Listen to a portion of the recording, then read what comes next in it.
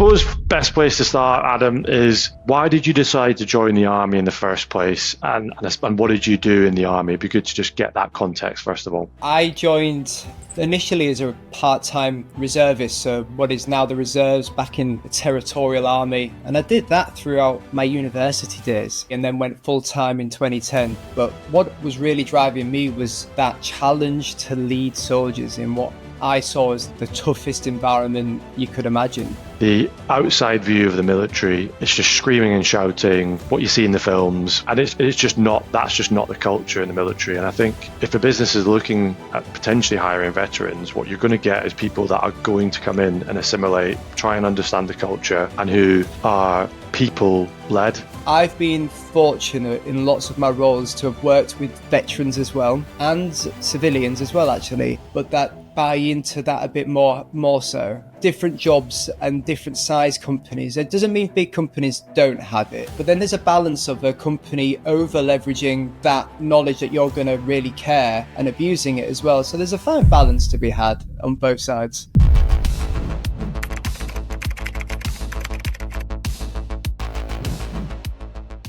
Welcome to Beyond Service, the podcast dedicated to supporting military veterans as they transition into meaningful civilian careers, with a particular focus on opportunities within small and medium-sized businesses.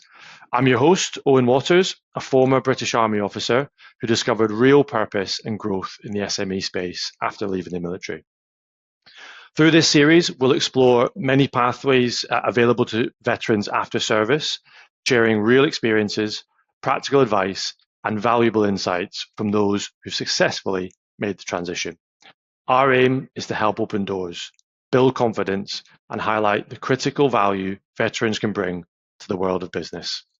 In today's episode, we're focusing on that pivotal move from the armed forces into the workforce. My guest is Adam Hugill, a fellow British Army veteran of 12 years service in the Yorkshire Regiment.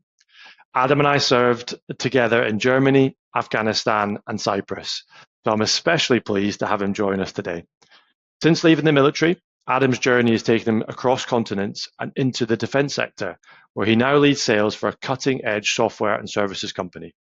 His story offers a powerful example of how military experience can translate into success in the civilian world.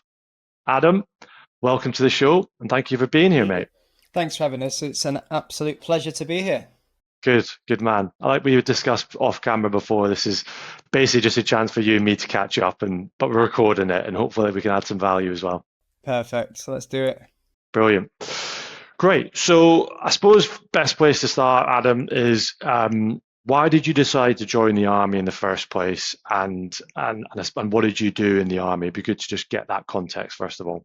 Yes, good. I joined initially as a part-time reservist, so what is now the reserves, back in the territorial army, and I did that throughout my university days. So I did that sixth form, into uni, and then went full-time in 2010. But what was really driving me was that challenge to lead soldiers in what I saw as the toughest environment you could imagine. And at the height of Iraq and Afghanistan at the time, and that was on all the TV documentaries and seeing that, and growing up in the north, growing up in a relatively small town, I just wanted to see the world. And I thought, like big old adventure, let's see what this is about. And I think quite naively applied to join as an officer. I didn't really, I knew that I'd be leading soldiers, but I didn't really understand the history initially when I first applied, and got in somehow.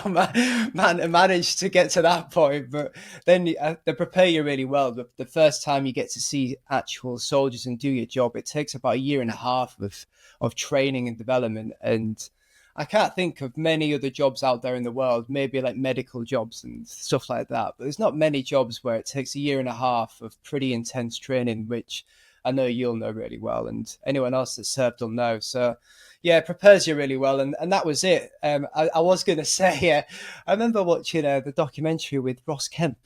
Is it Ross Kemp?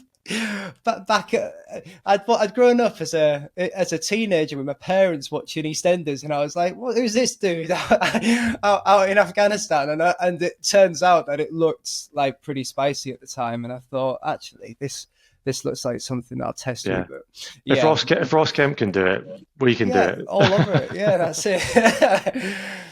That's great. I mean, and listen, I think you're not alone in terms of reasons for joining and that feeling of, I got in somehow. I think we all had that imposter syndrome probably. There's maybe some people who felt that they were born to be army officers, but certainly I didn't have that feeling. I had a family connections with it in the past, but yeah, absolutely wasn't prepared for what was coming at that year and a half of Sandhurst. I think it's challenging to say the least. It's quite a testament in a lot of ways for 2010 time for the army to pick the likes of me. I think to see past the fact I went to a pretty average school and didn't have the best grades, but they do their own selection process, and to do however many days it was, 5 or 6 days of tests, and to say actually this person's got some potential to do something for us here. I'm obviously very grateful for the people that made that decision, because the sliding doors moment without realizing it at the time at such a young age. I did my selection at 17, Wow. pre university, so I knew throughout university that's what I was going to do. So when the financial crash happened, 07, 08 time, I knew I had a job that was relatively secure as a job could be. And everybody else was worrying about what they'd do. And I was a bit blinkered to it, to be honest. So Hmm. fortunate, but you don't really know much different when you're 18. That was just what it was like. No, you don't. And I was at Sandhurst in 2008, and I remember all of that coming out in the news and the Lehman's Brothers situation. I remember saying to one of our friends from battalion, Joe Stanton, "I'm so glad we've joined the army. At least we've got a secure job." Um, but no, you're right. I think one of the things. So I now work in the talent industry and recruitment, and one of the things we always talk about these days is, are you hiring for people on experience or characteristics? And there's a real conversation around what's more important. Do people have the characteristics that are required to fulfill a role, or do they have, relevant experience? And I think the army in the selection process to certainly join as an officer really does kind of dig into that, and it is an intensive period. It took me about a year in total to go through the various stages, and what they do try and drive out is like, does this person have the capability to lead soldiers? And at that point, you absolutely don't have the experience or a lot of the skills, or the knowledge, but have you got the capability? Do they see that potential in you? And I think they're great at identifying that. Yeah, very much agree. I don't know if this is lucky or not, but I managed to see my Army Officer Selection Board report, which is meant to Wow, be, I'd never want to yeah, see that. honestly, scathing. I obviously passed, but and at this point, I'm 17, going up against 22, 3 year olds that have finished university, slightly probably more eloquent than myself at that time. I remember they asked me what books do you read? And I was not prepared for this, and I didn't really read books, if I'm honest. And I think I said something like Andy McNabb or some like, The Da Vinci Code. yeah, it probably would have been that. And they were like, yeah, maybe not the most well-read individual, but yeah, I've made up for that over the years. Good. Well, they saw something in you, mate. I'm glad they did. Great. Well, and then that sounds really good and interesting to see. And certainly the fact that you did that at 17, like I would not have been able to do that at 17. I did it a bit later, the whole selection piece. But moving on then from kind of reasons you joined and that kind of initial journey, kind of just summarize for the audience. I mean, I obviously know some of this story, but it'd be great to understand what you did in the army. Just give me a bit of a background on your role and some of your experiences. Yeah, absolutely. So I joined as an infantry officer, and my first role was to lead a platoon that had just returned from Afghanistan. So that was a tour that you'd gone on, and the lads at that point were pretty tired. Is probably the best way of putting it. And but they'd been prepared and warned off. We're ready to go again in a year's time. And that was everyone that had just been knew what that meant, and we were about to go out to Cyprus. So it was a real a real leadership challenge as a young, inexperienced relative to everybody I'm leading, but with the likes of you and everybody else that was around us at the time, I felt supported. I felt like I had a sergeant called Jordan who was brilliant. He was wonderful. And really, I was looked after as a leader, but then able to then lead. And then we got tested. We went to Kenya. We went to Cyprus. We ended up doing a little bit of Afghanistan at that time, but it was really the political situation changed. So it got pulled back somewhat. And then later in my career, I became a mortar specialist. So I trained in that specialist weapon, got to lead more soldiers.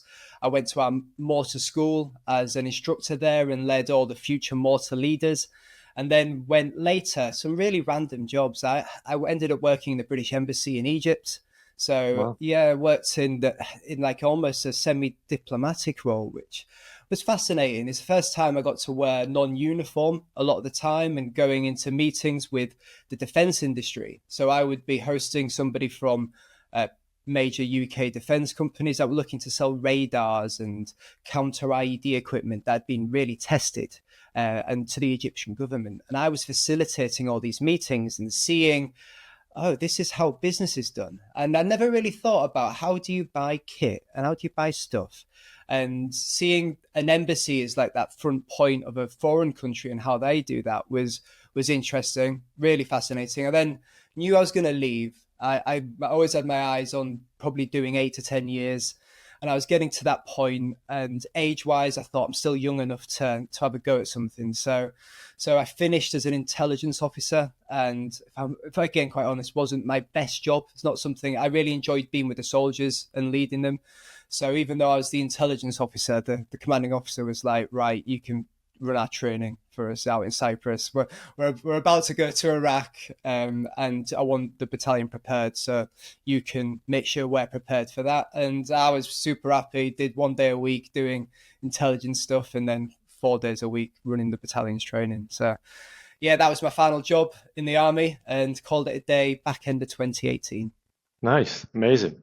It's what something you picked up there, and I think it's probably quite relevant for this podcast is, and something I don't know if you see necessarily in civilian life, but that bit about when you left Sanders, left your training, and you picked up a platoon that had come back from Afghanistan, and you've got, like you described, a tired group of soldiers, and I was on that tour, and it was knackering, and I was knackered when I came back from it. So, but it really is a leadership challenge because when you come out of Sanders, you've got great experience in terms of training, and it's the one of the best leadership training courses on earth. But what you don't have is experience to back that up.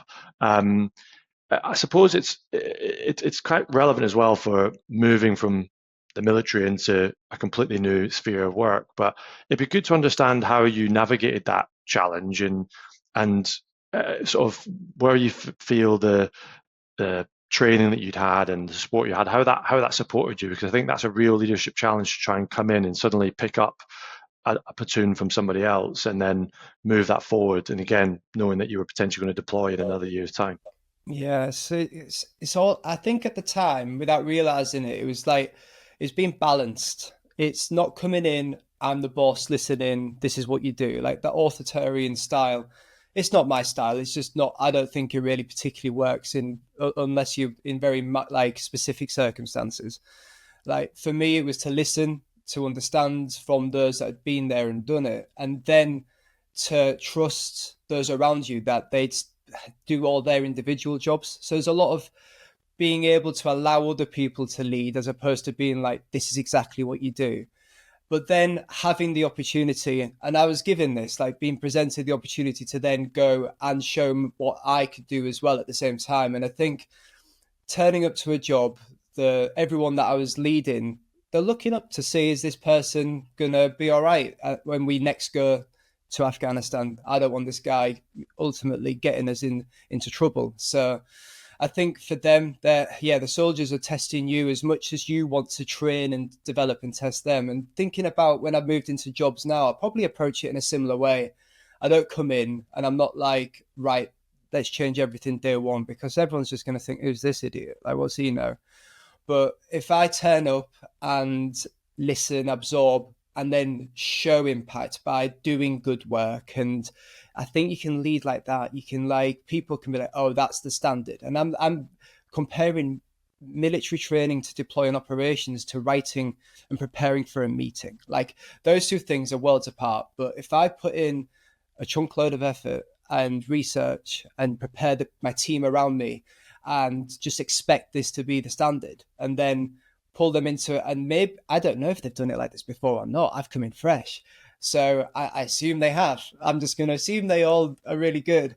But hopefully they're going to be like, okay, this guy, he's got what we'd expect to do this job. So I think I was lucky, I suppose we had all that training that put us into a great place as opposed to, yeah, just trying to make it up on the spot. Amazing. No, that's it. That's a great answer. And I think what the bit I've pulled out from that is, I think probably one of the concerns with some businesses, and I felt this when I was looking at leaving and speaking to businesses, is, you know, the outside view of the military is it's just screaming and shouting, you know, that kind of like what you see in the films where the drill sergeants just, you know, screaming at people and full metal jacket style. And it's just not, that's just not the culture in the military. And I think the point you make there is, you know, if a business is looking at potentially hiring veterans, what you're going to get is people that are going to come in and assimilate, try and understand the culture, and who are people led, who will look at, okay, how do I support people? And because that's what it is, the military at the end of the day, it's very much a people focused organization. But yeah, we're not going to come in and try and break everything and stamp our authority. It's very much come in, understand the lay of the land, and then try and make improvements over time by bringing everyone on that journey. And I think that's the skill that I see from a lot of veterans, and I think could be really applicable, particularly into the SME space, because, you know, if you go into small organizations, you're likely to have a bigger impact, and that can be positive or negative. So you've got to really kind of go in with that mindset of you want to assimilate, but also help affect change in the right way, if that makes sense. Yeah, absolutely. It's really, I remember end of Sandhurst, the commandant of the academy said to us all in a lecture room, he said, go out and love your soldiers, which is such an unpunchy war-like Metal Gear jacket type. You know, like I remember him saying that and thinking, yeah, like that word isn't used very often. But then I think a lot of veterans struggle with that. They've cared for soldiers deeply. They've supported their families. They've seen them have children, and they live very often away. And on, like, we lived in Cyprus and Germany with countless families, to then go into a civilian job where sometimes that's just not the same, like just that same intensity of relationships.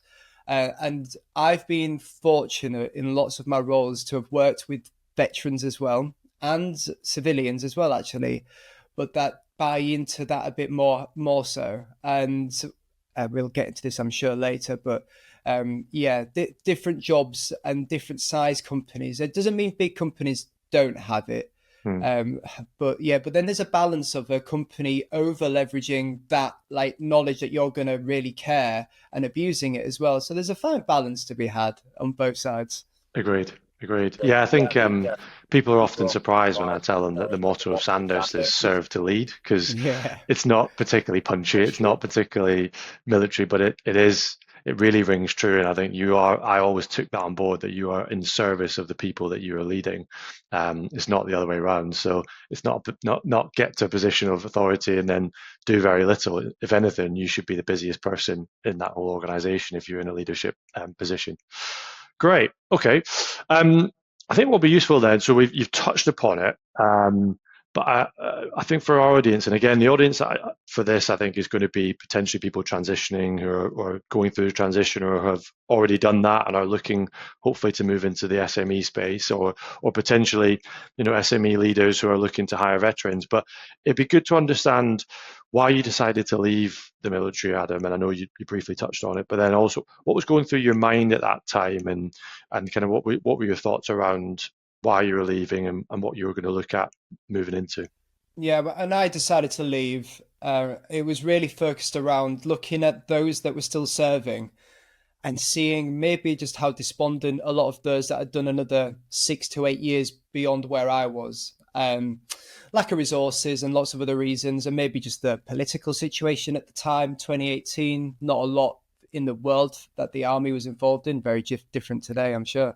But at that point, there were things I wanted to do that I didn't want to look back on and regret.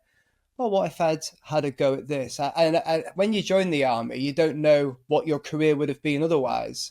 And I was relatively young. I left at 29 and was pretty much 30 just as I left. So that was really it. I left happy. I never wanted to get to a point where I was a bit bitter. And we found people, and it's usually just how they've been treated in the last year or two very often.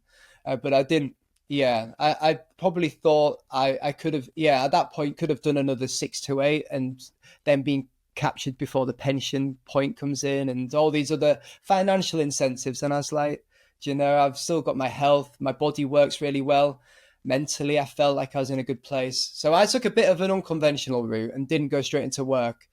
Talk about this would be another podcast, but I spent 18 months cycling around the world effectively. Which is real different. I spent 6 months of that as part of my resettlement, Wow. which is so I was getting paid. Most people are doing Prince 2 and stuff like that. And yeah. It's funny because I finished that, and later I'm fast forward and jumping around a bit. Finished my bike trip, and about 2 years after that, I was in an interview for a job, and the guy that interviewed me said, if you can cycle around the world and do all these things, you'll be okay in sales. Like, you'll be okay to do this. Good advice. It was a really I never thought that this would actually end up paying off, but yeah, it did. And yeah, more than happy to get into what I did post-military. Amazing. Well, yeah, I mean, I know some of this story, but certainly there is loads of transferable skills from that time. I'm sure networking, relationship building, and kind of logistics and all of that good stuff. But yeah, I mean, give us a little bit of a flavor of that. So, kind of, what did you? So did you have an idea at that time what you wanted to do post-military, or was this a chance to almost reset and then have it a bit of an adventure and then subsequently look at that? Yeah, I was really open to not just where I would live. I was geographically, I could live anywhere in the world. My last job was in Cyprus. I didn't own anything in the UK. I was just quite open at that point. And experience and job wise, what nobody can do is take away the experience you've already built and developed. So even if it was a year or two after doing a big adventure, I still had all of that years of experience that I can still bring to an organization. And I felt I could sell that to somebody. I need one company to decide, okay, this guy could do a job for us. So when I went away, the idea at the point, I thought I'd be a filmmaker. I thought I'd go off. Honestly, it was so different and rogue. And I was like, how do I learn how to do this? Do I go to film school? I was like, I'm just going to make films. So I made effectively short documentaries as I was going around, built a YouTube channel, and then that started making money, and that was starting to support the journey. And weirdly, when I started making more money than I needed to live in a tent and a relatively cheap life, I'd been on the road for 18 months, and I thought I'd want to see my family for the first time in 18 months. And whatever you do, there's a cost. So if you go and do a big adventure, the cost for me was community and stability and potentially money and other things. But if I'd have stayed in the UK or stayed in the military, the cost would have been the longing for adventure. So there's never no cost I felt here. So at this point, I was like, I'm going to come back to the UK, look for a job probably in the defense sector, to give me a little bit of, I think I haven't been away for too long. And I remember actually applying, it technically been a year out the military. I said I did 6 months of it as resettlement. So my actual final day was back in the 2018. I'd been cycling half of 2018. Nice. And I applied for a job that specified had to have been in the military within a year. Like it was helping to do analysis for military training. And I applied online, thought I'd got the job like through the online application, and they said, "Oh yeah, if you just come down to the office in Westbury, which is where you do your officer selection to join the army." So it's come full circle, and I turned up, and there was three other people interviewing, and I'd flown in from America Wow. to do this. I had to buy clothes to wear to do it. I didn't have any way of getting down there, and got the job working with Saab, which are a decent sized defense company, working with them to do this analysis job.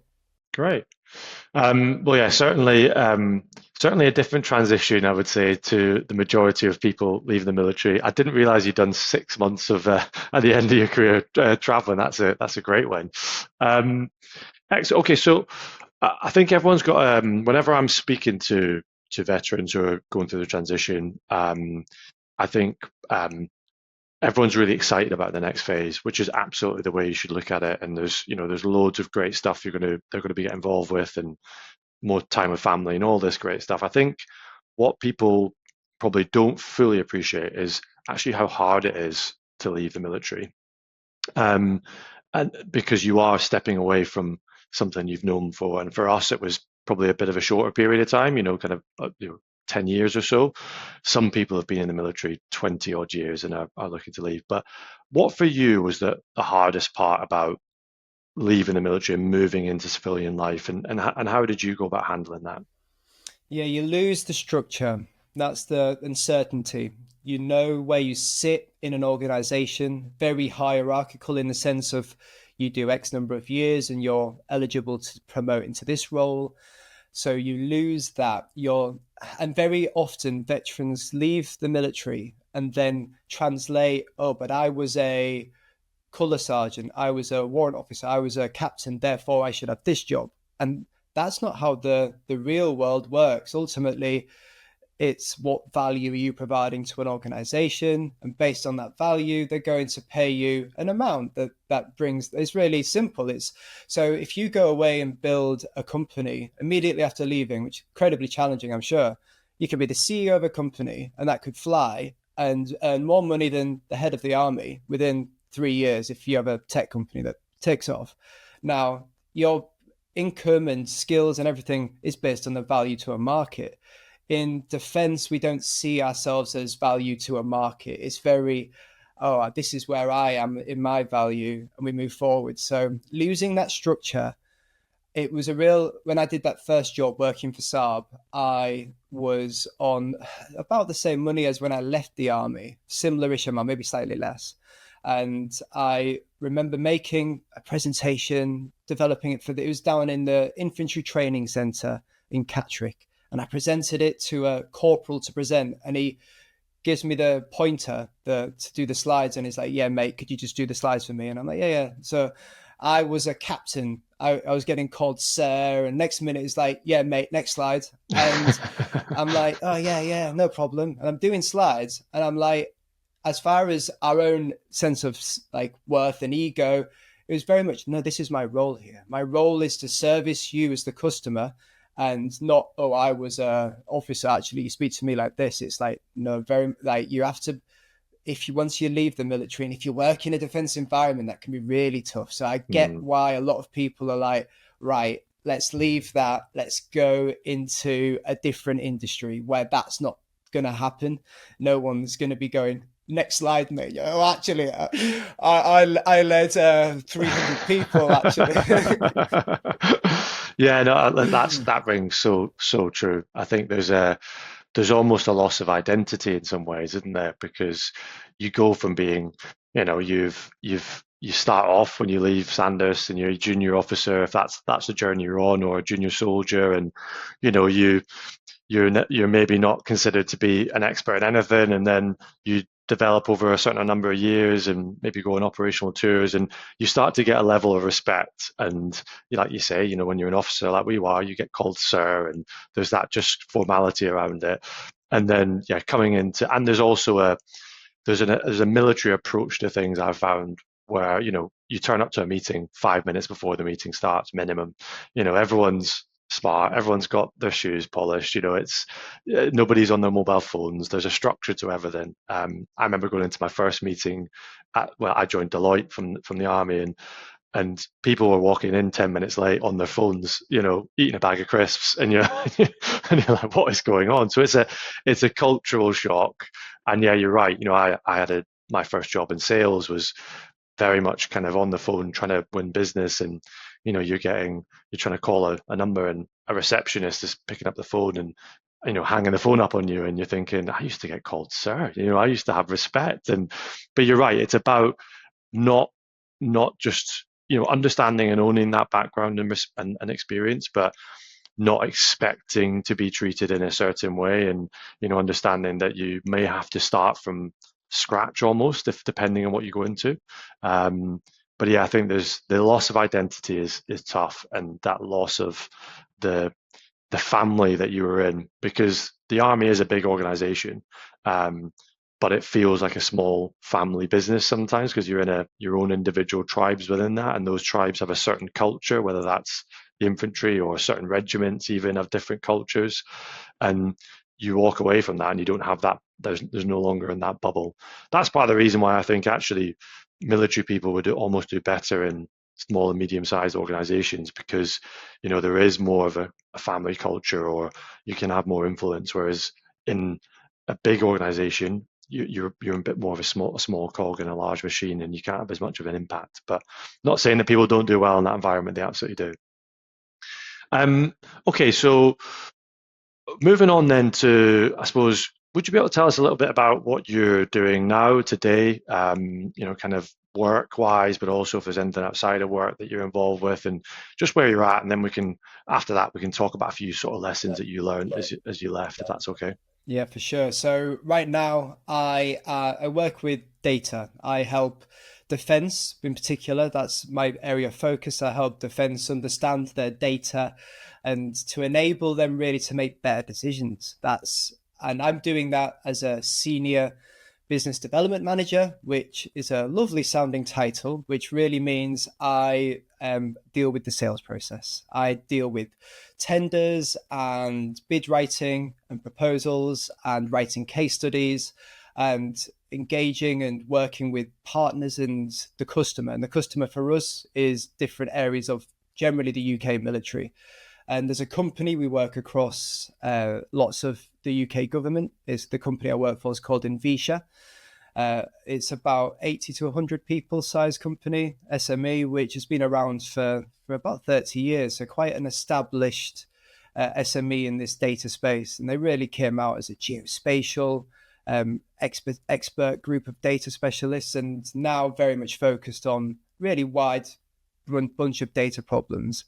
So that's like professionally what I'm focused on doing. And in my own time, it's finding other things that can bring you purpose and meaning outside of your life. So I mentioned that YouTube channel that I run. So I still do adventures and go away, and trying to organize group walks at the moment for guys to get together out in wild spaces, really just trying to get people together.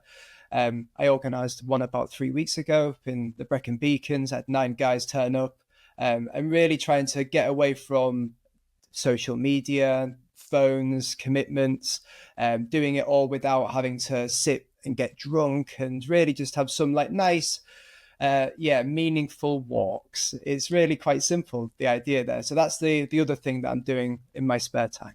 Amazing. Yeah, I saw that you were putting that on LinkedIn, and a really, really worthwhile thing to be doing. And I've had a couple of conversations with veterans recently, and I think what you talked about there, the core bit is that when we were in the military, it was all almost there on the plate for you. So you had you lived with your colleagues who became friends. We used to, We used to go and have lunch together every day in the mess, where Families Fridays families and Fridays, like, there was sport, you did sport afternoons, there was numerous things you get involved with in terms of training and all and development, all that sort of stuff. And it was but it was all encompassing, it kind of like you lived and breathed where you work and you socialize with the people that you work with very, very closely. It built that connection. But when you come away from that, in civilian life, it's different. You're not wedded necessarily to the job. It's not as all consuming. You can obviously socialize with colleagues from work, and people do, but since COVID, that's probably dropped off a little bit as well. And you almost have to go out and find that purpose outside of work as well. And it's great that you've done that. And yeah, I think that's probably a lesson I would pass on to people leaving, is like, think about, you're going to have more freedom, you're going to have more control over your own destiny, you can live where you want to live, you don't have to move around every couple of years, but with that freedom, kind of embrace it and think about what other things you can do to take advantage of that. I think is really I useful. see work as the engine. Like Yeah. if we see that runs through my life, I spend most of my day work doing my actual day job, but having these other aspects, and it can just be as simple as I've just organized a camping trip with friends for like 8 friends, like really in about 3 weeks, really simple, but having that in the diary. And I mentioned putting things out there to get guys to go and spend time together. It's just like you don't have to go out organizing stuff. You could just join a local running or cycling or swimming club, because you won't have that probably in your job. So, yeah, I think finding those other things to add the flavor to your life has helped me then that resettlement process and build community outside of that defense network. And I didn't really have any like civilian friends. I realized I got back out of the army and I was like, all my mates are like living all over the UK and not where I'm choosing to live. So better make some friends in my in my 30s, which is yeah, it's not as easy as doing it when you're 21. No, well, and you're right. It's the community bit, isn't it? It's building communities, because you have a ready-made community in the army, and you're walking away from that. And yeah, we all stay in contact with people from the military, and that's great. But you need to build that kind of ecosystem outside of it as well. Great. Okay, so in terms of lessons learned, then I'm conscious we've only got probably another 5-10 minutes or so, but just in terms of lessons learned from your new career, and sort of any big wins and mistakes, and kind of almost if you were giving this advice to somebody looking at transitioning or in that process, what would you say are the learnings you've had, and things you did right, big wins, or any mistakes? Yeah, my big wins early days was I took a measured risk when I'd done a couple of years working for a relatively medium-sized company, Saab, I mentioned. Then I later worked for Kinetic, doing the same role. I then took a job working for a startup that I'd never heard of. And I wanted to get into sales. That was the reason I took that. And I wanted to work in defense sales. And seeing most of the defense sales guys that are working for your Lockheed's, Raytheons, and so on are usually much senior and older than I am. And I thought the only way in was to go to a startup or a smaller company that's willing to take a bit of risk, cultural risk as well, because they, at that point, weren't working in defense. They were very much focused on the gaming sector, and they wanted to transition their tech into a new industry. So I came in with all these long-haired coders and gamers, and they were like CEOs, like, right, same guy that said, if you can ride your bike around the world, you'll be able to sell. And he ends up becoming a bit of a mentor to me, this CEO. He's exited a few companies in the past, made his millions, and he just loves the game. Proper working class values, Welsh guy. And he showed me the professionalization of the sales process. And to cut the story short, I was successful in closing a pretty substantial, just over £1 million deal with a company that never worked with defense. And that was direct to the army. It was working on something that used my expertise in Kenya. So it was working with the company out in Kenya that I'd worked with before. And so all these links started to come together. I worked with a guy who was basically the officer that ran all the program for army training. And he was a friend of a friend who was in the Duke of Lancaster's regiment. So he trusted me that I wasn't here just trying to just put something in that wouldn't work. And when we first had that first meeting about how we were going to do this, develop the solution, it's just a whiteboard and really looking at how we improve army training from someone at that point I just worked in it for like 10 years. And I understood the technical problems with bits of simulation systems and how that could be improved. That was the concept. And so taking that risk was going to a startup that didn't have product market fit in an industry. And doing that at the age it did, I was like, if I don't do this now, when am I going to be able to have a go at this? And I learned so much. And that company's doing great. I've taken a number of other steps and taken varied roles in sales and defense. And if I hadn't have done that, I wouldn't be where I am today. So I don't know what I'd be doing. I'd probably still be working at Kinetic maybe, which was great. But yeah, that was it. Amazing. Well, you've got to take risks at the end of the day, and push yourself outside your comfort zone, because if you don't do it in the military, you're almost pushed into certain roles and you'd be outside your comfort zone. But I think you've got to take ownership of your own career when it comes to civilian life. We'll probably look to finish shortly, mate. But in terms of, and I think what's really relevant for this, and we've touched upon it throughout this, but why do you think smaller mid-sized businesses are good places for veterans, and how does it differ from the military? I think speaking personally, what I really wanted was to have impact in my second career as such, and with the organizations I work for. If I worked for a behemoth that employs 50,000 people, having impact is usually very limited to such a subset of that company. It doesn't mean you can't, but it's so much harder to have the impact on that organization. Today, I'm very often, like in my last company that I mentioned, I'd be working directly to the CEO, traveling all over the UK and North America, and really trusted to have impact on where the company was going.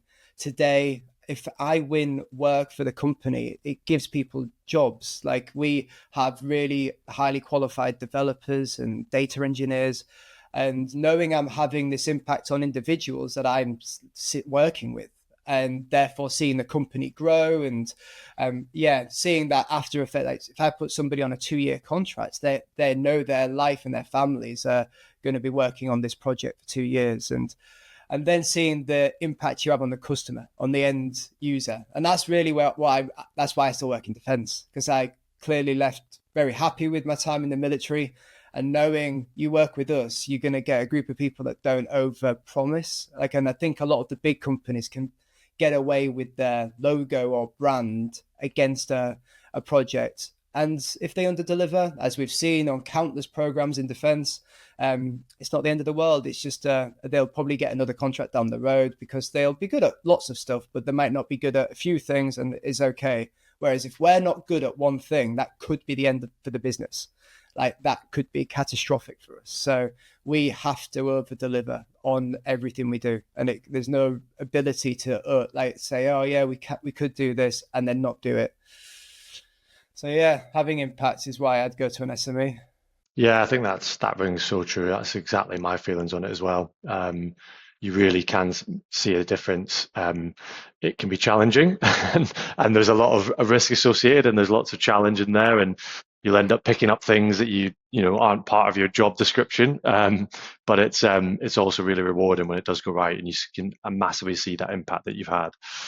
Great. Well, listen, the final question, just to wrap everything up, and again, we've touched on bits of this throughout, but I really think it's useful just to summarize what advice you'd give to someone just leaving the military today, or even to your younger self, but probably more importantly to someone leaving. What's the key bits of advice, do you think? Yeah, a few things. It's really like tactical advice is leave with a bit of financial buffer. That's super tactical and boring. But if you leave not financially in a great place, you're going to make desperate decisions once you're out. People don't talk about that enough. I don't hear that talked about. It's kind of assumed, but yeah, make sure you've got at least, I'd say, 3 to 6 months of expenses to cover yourself. So when you get out, you're not like desperate for a job. That's a very tactical thing. Secondly, I'd look at how you want your overall life to look. So if you're going to be thinking about the job you're taking. Don't just be like, I wouldn't be thinking, I want to just take a job for the status of this job or for this company or the logo.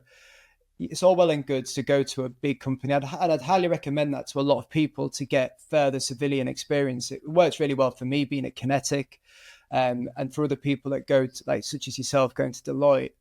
But there's again a cost to doing that sometimes for certain people, and it depends on what stage of life you're at. So I met recently with a guy that was leaving the military after a 20 plus year career as a colonel. Met with me and he's like, I just want to be able to have time with my family, have a job that brings in enough money, and I feel like I enjoy what I do, and I don't want to commute any more than 30 minutes a day. Knowing those factors instantly narrows down the conversations you're going to have. It doesn't mean I won't be looking at a company that expects me to live in central London when you want to live in Bristol, like, for example. So yeah, really understand your must-haves, and don't just think, oh, I've got to go for it because this job's too good an opportunity. You've got something really great to sell to an organization, those skills and that ability. So it's then also putting that in a frame that an organization can understand. So yeah, they're the things I'd look at and recommend to people leaving, but also take a little bit of time out to decompress if you can. Not everyone's financially family able to do that, but even if it's like 3 weeks, 2 weeks, if you can take a little road trip around the UK, Europe, or whatever, honestly, you might never get the chance to do it again. So yeah, recommend that. Brilliant advice, Adam. Listen, thanks so much for your time, mate. I think there's some absolute gems of advice and great stuff in there, and I think that'd be really useful for the audience. And really appreciate your time. Amazing story. Great to see you doing so well. And I'm sure we'll connect soon. And anyone that wants to connect with you, you're on LinkedIn and your YouTube channel and all sorts. So feel free to reach out to Adam. I'm sure you'll be happy to connect with any veterans going through the transition. Pleasure. Thanks, Owen. Always a pleasure.